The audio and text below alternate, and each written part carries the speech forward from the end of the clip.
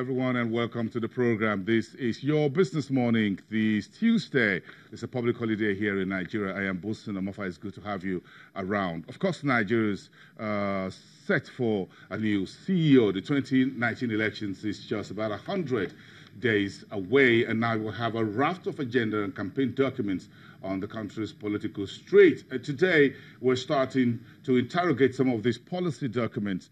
We need to let our viewers here in Nigeria and around the world know that this is not a one-size-fits-all conversation.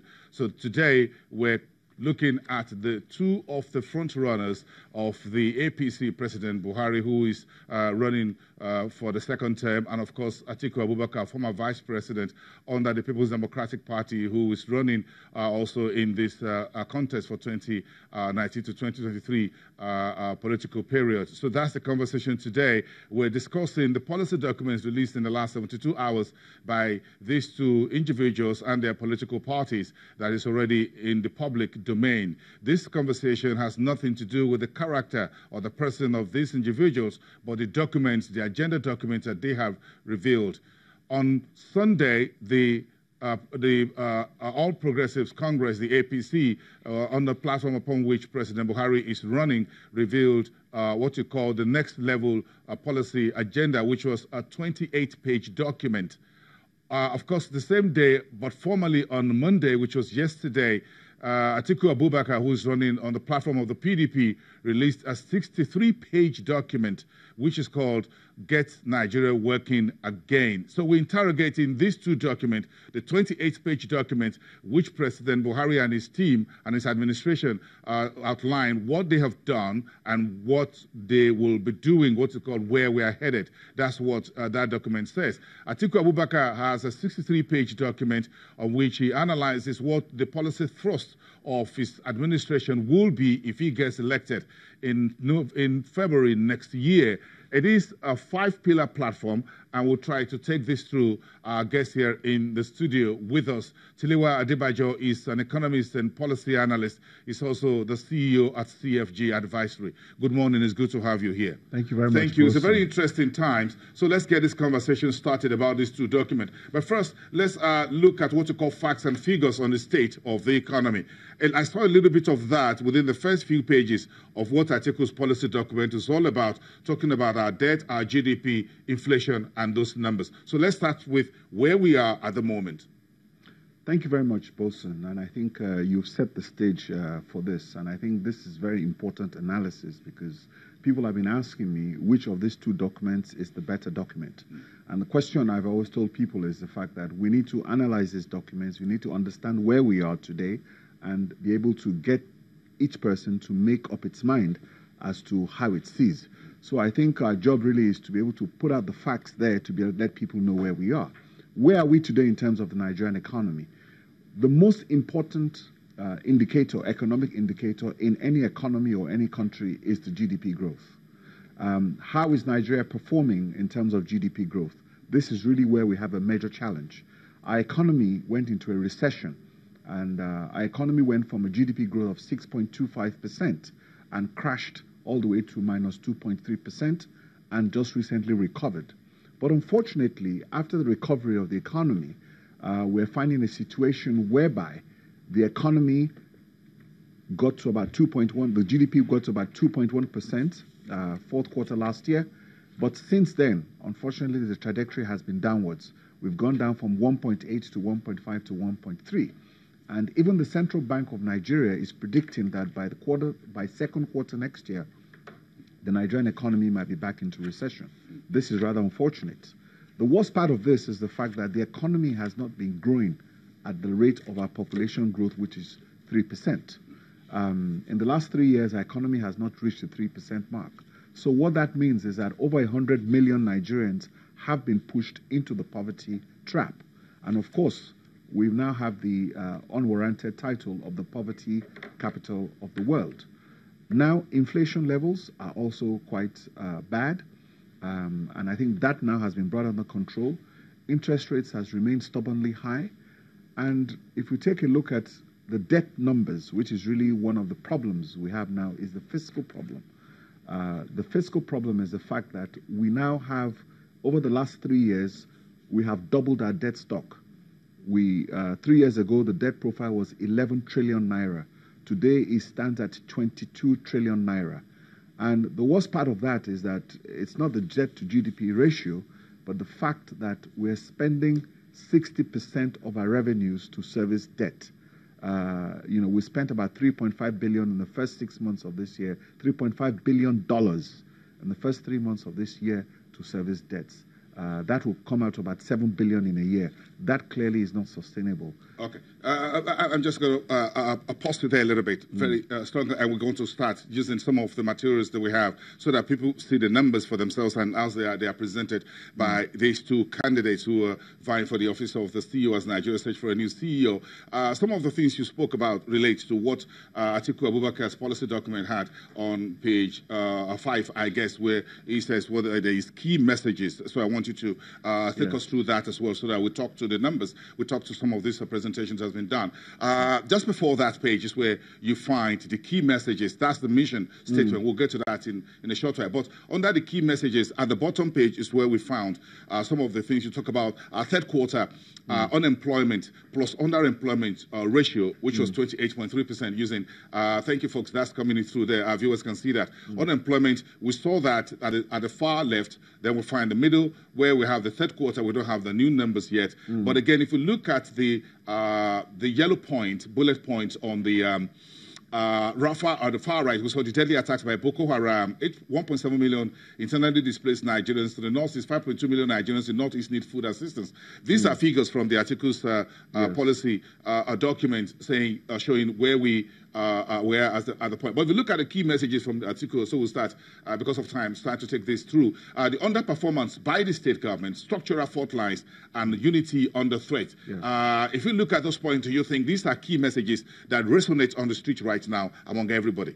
Well, I think what we have to understand is that with Atiku's document, what he's done is the fact that he's been able to distill the issues of the last 3 years and to be able to form them into what it is. So he has more of an offensive policy to be able to say, this is what I'm going to do to resolve this problem, while the Buhari policy is more or less trying to defend its record for the last 3 years. So an offensive approach. Yes, he's on the offensive, and he's saying that these 3 issues you have, the way he's going to look at it is that he's going to focus on unity, security, and prosperity.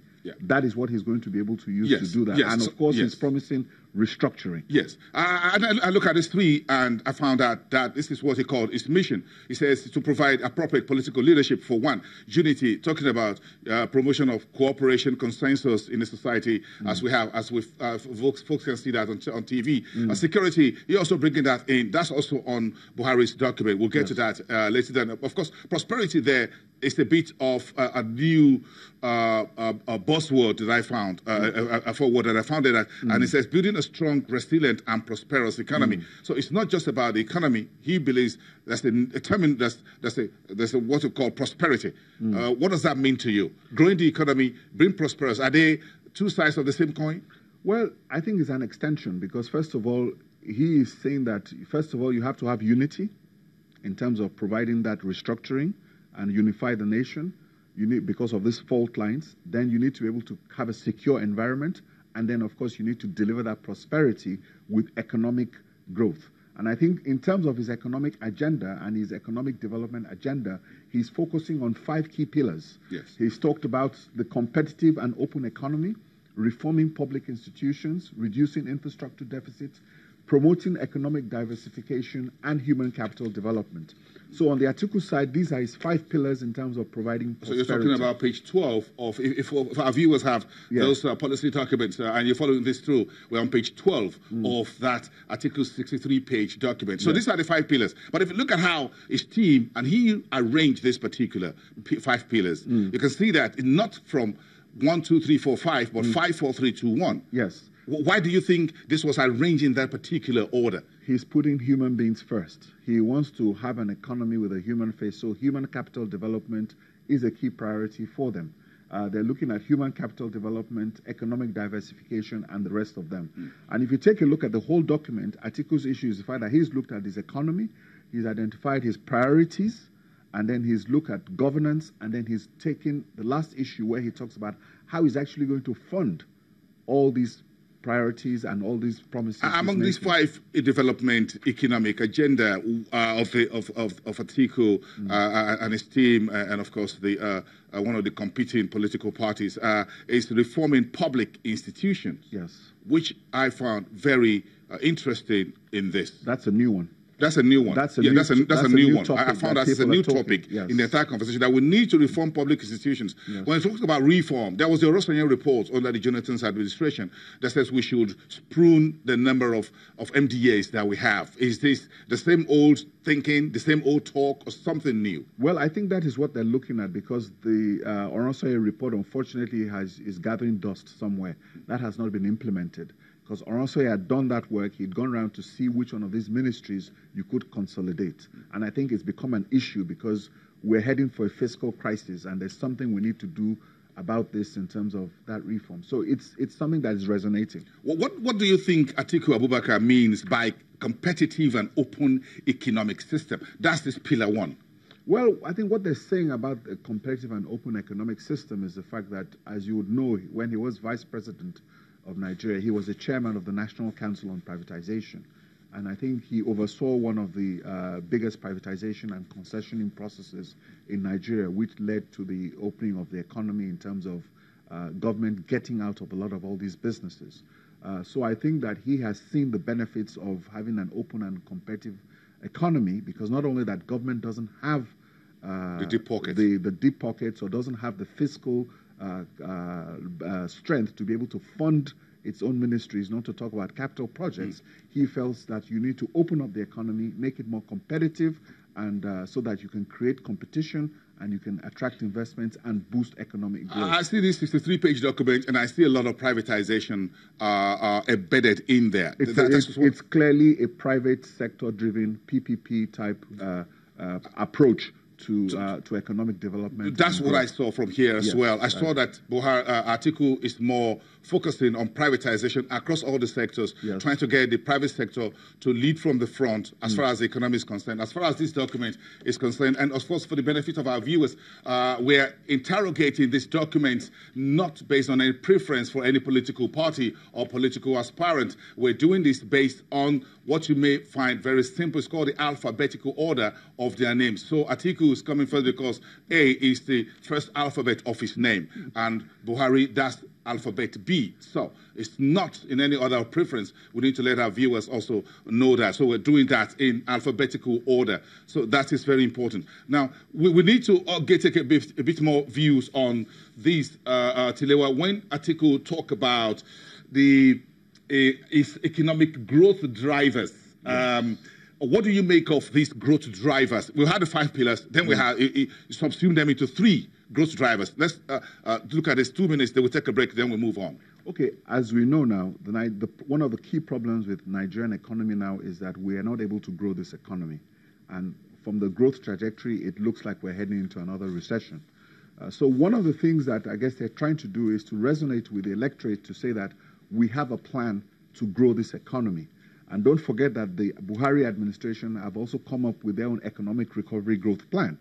So in order to counter or match this, to ask them what plans do you have for growing this economy, they have identified enabling business environment, PPP, as you've mentioned, private sector, public sector participation, and creating a stable macroeconomic environment as the key growth drivers to be able to boost economic growth. So enabling business environment, PPP for infrastructure, stable macroeconomic environment, those are the 3 things he was talking about. And they've also committed to giving us double-digit economic growth by 2025. Okay, fine. So we have a lot more to talk about this. We'll take a break, we'll come back, then we'll take a look at the next level from the Buhari's administration.